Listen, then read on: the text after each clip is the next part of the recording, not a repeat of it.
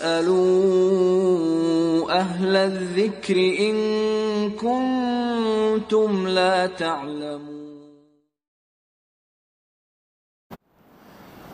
जैसे कि मैंने अर्ज़ किया कि अगर आप सदका इस नीयत से कि जो मन्नत की नीयत है, अगर मन्नत की नीयत से आप सदका देंगे तो फिर वो मंजूर है, नज़र है, मन्नत है, वो फिर ना आप ख़ुद खा सकते हैं और ना आप सादात को दे सकते हैं, ना आप गनी को दे सकते हैं।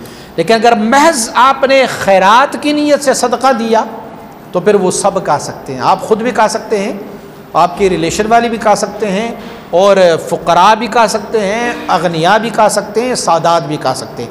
लेकिन अगर इस नीयत से दिया हो कि अगर मेरा फ़लाँ काम हो गया तो फिर मैं इतना कुछ दूंगा, तो फिर वो मंजूर है, मन्नत है, जैसे हम मन्नत कहते हैं या नज़र कहते हैं, फिर वो हो गया। फिर उनके लिए अपने अहकाम है कि वो आप ख़ुद नहीं खा सकते, गनी नहीं खा सकते, सादात को नहीं खिला सकते। वो हक़ है फ़ुक़रा और मसाकीन का। और अल्लाह रब्बुल इज़्ज़त ने इस उम्मत मुहम्मदिया सल्लल्लाहु अलैहि वसल्लम पर इतना करम फरमाया हुआ है कि फिर भी यहाँ पर मन्नत भी हो, ज़कात भी हो, उनके अपनी मसारिफ़ मौजूद है। लेकिन पुरानी उम्मतों में क्या होता था? पुरानी उम्मत में ये होता कि जो बंदा अपना ज़कात या सदका दिया करते होते थे या मन्नत दिया करते होते थे, वो किसी पहाड़ी की चोटी पे रख लेते, आसमान से आग आती और उसको निगल के ख़त्म कर देते। जब निगल लेते और ख़त्म कर लेते तो वो सदक़े की कबूलियत की दलील होती।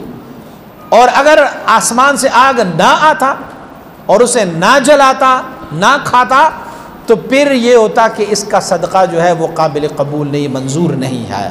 तो उम्मत मुहम्मदिया सल्लल्लाहु अलैहि वसल्लम पर अल्लाह रब्बुल इज़्ज़त ने इतना करम फरमाया हुआ है कि ये मन्नत और अगर ज़कात देना चाहे तो उनकी मसारिफ़ इंसानों में मौजूद है, वो उनको दे दे, अल्लाह रब्बुल इज़्ज़त कबूल फरमाता रहेगा।